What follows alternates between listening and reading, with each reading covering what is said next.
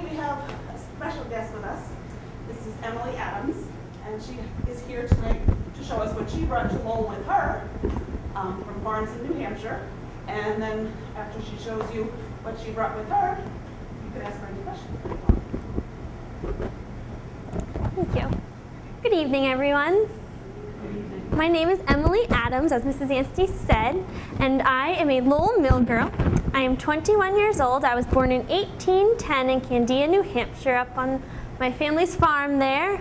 I am one of 4 children. I am the eldest, and I have 3 brothers. The oldest one is Jacob, and he's the reason why I became a Lowell mill girl. He got into college. He's the smartest man I know. He's going to Dartmouth College. He's going to become a lawyer, he says. Maybe a doctor, but probably a lawyer is what I see him as. And when he got into Dartmouth College, we did not have enough money to send him there, and my parents remembered that an agent had been to our town just a few years before, saying that they needed young women like me to come and work in the factories here in Lowell, Massachusetts. And as a factory girl, I would be able to earn a wage, which was so astounding, not as a teacher, but actually as a factory worker. I could have a job. And it took some convincing. My mother convinced my father. You know how fathers can be with their daughters, and I am the only daughter. And so I came to Lowell 2 years ago, and now I'm a Lowell mill girl. I've been asked to speak with you because Lowell is a great experiment, they say, and people come and visit from all over the world to see the factory town here. They say there's never been anything like it. And so that's why you're all here, right? That's what the mill owners said. I'm actually on my way home to New Hampshire right now. Every once in a while, there's not enough water in the summer times for our factories to stay running. We use the canal water to power our machinery. And so they give us 2 weeks off. Now, I don't get paid during this time, but I am able to go home, and this is the first time in 2 years that I can go home. So I figured I would show you some of my belongings, and then you might be able to ask me some questions. So this is something that I brought with me. It's something my mother made for me. It's my cloak. Now, on the farm, I would wear it when I was chilly, but here in the city of Lowell, sometimes, even when I am not that chilly, when I'm out walking, it's terribly dusty. There's all these horses and carriages going up and down the streets. Now, they are cobblestone, but there's still a terrible amount of dust. So I wear this in order to keep my dresses looking nice and clean. Now, this is my Sunday dress, of course. I wouldn't wear this in the factory. And I purchased this just about a year ago. And this was my first purchase here in Lowell. It made me feel like a true city girl. This is my calosh, and it fits right over my bonnet. And it's the same idea as my cloak for my dresses, my calosh for my bonnet. Keeps the dust, keeps the rain, keeps it clean. And I truly felt like a city girl when I was able to go out and spend my dollar and purchase my calosh. I had saved up for it for a few months, and it was quite exciting going to the shops on Merrimack Street. I had never experienced anything quite so thrilling. So these are some other things that I brought with me from the farm. This was my grandmother's. It has beautiful silver detail, but this is my hairbrush. I use it to pull my hair back nice and tight every morning. You mustn't have your hair hanging down, especially when you work in the weave room. This is my toothbrush. My father made it for me before I left for Lowell, and it's made out of pig bristles, and I use it every day. And then this is my looking glass. Now, I'm not a vain woman, and on the farm, I never, ever used it. But here in the city, you must look presentable. You don't want to look like one of those girls who just came from the farm, especially when we are attending plays or lectures. We must look our best, and especially at church on Sundays. Now, this is what I will be working on my way home on the train. And the train just recently came to Lowell, so I'm very pleased that I'm able to ride it home this evening. This is my sampler. Of course, all you ladies must be working or have worked on one in order to fetch a husband at some point. And that's what I am working on right now. I hope to get married someday and have a farm of my own, hopefully near my family farm. So I miss my mother very, very much, and I'm very excited to be able to go home and be with her for just a few days. But we write to each other quite often now. Writing on paper can be expensive. The paper is expensive. So we write back and forth on the same piece of paper And sometimes I can't quite make out what words she wrote, but I know it doesn't matter because the words are coming from her heart, and she's just telling me how much she misses me and loves me and how proud of me she is. Now this is my most prized possession. This is one of my family's Bibles. We had two, and they sent one with me in order that I might have a piece of home as I went to the city. And this is how I learned how to read. I sat at the table with my mother, and she would read verses aloud, and I would read them after her, and then we'd write them down and practice and copy. And that's how I learned how to read and write. Here in Lowell, I am so thrilled that I have the opportunity to borrow books from the lending library. I pay my 10 cents every month in order to be able to take out any book I'd like. Right now I'm reading Great Expectations by Mr. Charles Dickens. There's rumors he might come to the city of Lowell soon. That would be quite interesting to be able to meet him. He's one of my favorite authors. And it's quite an opportunity to be able to read books other than the Bible here in Lowell. So does anyone have any questions for me? Yes? Are you here primarily to help your brother finance his tuition, and how do you feel about working for his betterment? Well, like I said, he's the smartest man I know, and family must take care of family, so I'm very happy to be able to send him to college, because I know one day, if I was ever in need of money or a home, if perhaps someday I'm a widow, I hope not, but if I were to be, then my brother Jacob would take me in, because family does take care of family. I make about $3.75 every week, and of that, $1.25 goes directly to my boarding house keeper, Mrs. Matthews, to take care of me and let me have food in her boarding house. So then I have $2.50, and I send home about $2 of that. So my goal is to send home $8 every month, and then I keep 50 cents for myself, and that's how I purchase the dress and the collage. So I'm happy to help him, because he'll help me someday. Yes? Aside from the expense of college, your family is doing okay financially. They are. I mean, it's a farm, and there are many farms in New Hampshire, and so sometimes it feels like they're all competing for the same business, but we are doing fine, and so I'm very fortunate to be able to come here and help them with that expense, with Jacob going to college. And how are they replacing your labor? So my mother was fortunate enough to have me very young, so she's still quite young, and I do have two other younger brothers, so it has been a bit of a strain, but they are making do, and the $2 that I send back helps make up the difference a bit. So, any other questions? Can I ask an intelligent question? Sure. You said you mentioned the cobblestones don't leave a lot of dust, but the horses run across the cobblestone. How do you keep what I might refer to as the horse apples off the bottom of your dress? Well, we're fortunate enough to have some walkways along the sides of the streets, and so some girls have longer cloaks than I am able to afford right now. I have to do some laundry every week, and sometimes Mrs. Matthews, if we pay her a bit, about 5 cents, she'll do it for us, but I tend to do it myself. It's a lot of extra effort.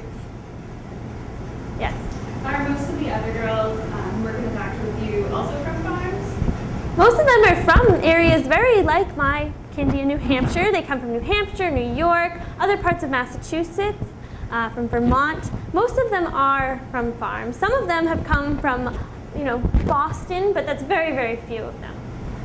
Yes. What is your favorite thing to do in the evenings? In the evenings, my favorite thing to do, besides reading, that's my number one, but my favorite thing to go out and do would be to attend lectures. Now, over City Hall, they have a room with benches, and you're able to go, and they bring in speakers, and sometimes they speak about botany, or they spoke once, they had a gentleman from the country of Germany come tell us about his homeland. They talk to us about abolition, and they think that we, as women, are, able and willing to listen to them speak, and that we are worthy enough to listen to their big ideas. So I very much enjoy going to the lectures. Any other questions? How do you feel about abolition? Abolition, well, I am definitely in favor of it, and they did have a gentleman come and speak on the topic, and so it kind of impassioned a lot of the girls here. We have been writing letters to our state senators and trying to encourage them to bring it to Congress, but we'll see how it goes. There is kind of an interesting kind of part of my job, though. I realize that I am using the cotton from the South, and without the slaves picking it, would I have a job? But the moral of the story is that slavery is very wrong. The Bible tells us so, and that is the more important thing. I would rather work on my farm and not have enough money to pay for Jacob than to have these poor people enslaved. Any questions? What did you have for breakfast this morning? This morning was my favorite breakfast. Mrs. Matthews made apple pie, and it was quite delicious. It fills you up. After a couple of hours of work, you go back and you just need that breakfast to keep you going through the rest of the morning. It was very delicious. Not quite as good as my mother's, though. Yes. Can you talk us through a typical day from morning till the end of the day? Yes, so I wake up at 4 o'clock in the morning. The bell rings and we wake up, and we must be at our looms or other machinery. I'm a weaver, so I go to my loom by 4:30. And then we work until about 7, where I went back and had my apple pie for breakfast, but then we must be back at our machines by 7:30. The bell rings for all these times. And then we work until noon, where we go back to the boarding house and have our biggest meal of the day. And then we're back at our machines by 12:30. And we work until 6 or 7 at night, depending on the season. In the summertime, we work until 7 because there's the light. And sometimes in the winter, they let us go a bit earlier because it gets very dark in the mills. And so that's my normal day. I work about 14 hours, and then at 7 p.m., the night is mine. I can go out, I attend those lectures, I can read my book, I can work on my sampler, I can do whatever I please, and then by 10 p.m., we must be in our rooms with lights out, going to bed. That is our curfew, and that was part of what was promised to my parents, was that I would have a curfew, and Mrs. Matthews very much enforces that. Yes? You go to the lectures, are you able to go unsupervised? Yes, we can go wherever we like between the hours of 7 and 10. Now, I like to go with my spindle sisters, I like to call them, so it's quite fun to go out with the other girls. And there's not many of us who want to go out on our own. And the city's very small here, just the downtown area, and so it's not unsafe or anything. So we are able to go out. Some women do go walking out with some gentlemen, and they promenade along the canalways. There's beautiful parks along them. But if they want a place inside to go, of course they could go to a lecture, but they're only allowed to sit in the parlor. That's the only place, gentlemen, if you visit the boarding house, I'm sure that's the only place that Ms. Matthews will let you go into today. Yes. How long did it take you to adapt to the work coming from the farm? It was quite a transition. It took me a few months, and when I first walked into the factory building, I was so overwhelmed by the noise of it all. It was louder than anything I had ever heard in my entire life, and I have been through thunderstorms that were right over our farm, but this was louder than that. It was louder and continuous and constant, and it's frightening, to be honest. And some girls faint at the fact when they walk in. The other part of it is that there's all this cotton dust flying around in the air, and it makes it terribly hard to breathe in, and they're pumping in steam to keep the threads from breaking. So it's like a hot summer's day times 100. It's quite difficult, but after a few months, you get used to it. You get used to being on your feet the entire time. You get used to the monotony of the work, and after a while, you become quite a skilled weaver. Any other questions? How often do people get hurt? So it does happen. I wouldn't know how often exactly, but I have seen it happen more than a dozen times, and I've been working for 2 years just in my weave room here. And there are some things that you have to be careful of when you're working. Like I said, I put my hair up every morning because some girls think it's more fashionable to wear their hair down or to have little ringlets frame their face. And they can get caught in the leather belts that are running our machines or the machines themselves. So that's one danger. Another danger is that the shuttles, the ones that are going back and forth on our loom carrying the weft thread, they can fly out if something is just a little bit wrong with your warp, and they can hit you. And I've seen girls pass out. I've seen girls go to the infirmary for it. It's quite scary. I'm fortunate that I've never had a problem, but that's why I wear my hair up. I don't wear sleeves like this in the weave room, and I try to mind my loom as best as I can. What are the ages of most of the girls? So I'm 21, and I'm right in the middle of the pack. We're somewhere between the ages of 16 are the youngest girls that I've seen, and up to 30 is normally. But that's very much on the older end. We're normally between 16 to 25, I'd say. How old do people get married? I mean, should we be married by then? I mean, many girls are, but typically, I would say by the time I'm 23, I will be married. No older than that. some women, maybe they decided they want to do something else with their lives, whether it's be a teacher, be a boarding house keeper, own a shop as a dressmaker, those kinds of things. There are opportunities for unmarried women, but I would prefer to be a married one. Yes? Can you describe how to tie miller's knot? A weaver's knot? The weaver's Yeah. knot, thank you. I'm sorry. So as my job as a weaver entails, there's two things I'm looking for. And the first part is what you're saying, and it's the warp threads. So on the loom, there are the warp threads. They're the ones that come up with the harnesses, and they raise up every other one and make the space for the shuttle. And sometimes they break. And I am being paid by the piece.